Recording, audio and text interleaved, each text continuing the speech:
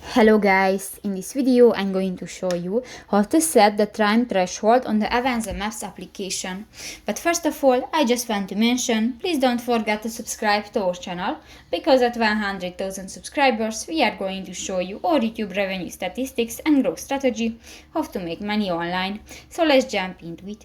First of all, open the application on your device. Click to the three dots at the upper right corner of the screen and click to the Settings button. In the Settings section, you can find the GPS setting under the Manage Time Sets, and go to the third section, the GPS track settings. Here you can find the third option, the time threshold. Click that and you can select different options. For example, select the first, the keep all fixes, record allocation fixes, expect a high volume of data, including redundant fixes, suitable for highest accuracy but short duration tracks. And if you want to see less, just click to the next circle icon and done. So that's pretty much it for this video, guys. See you in the next one. Bye bye.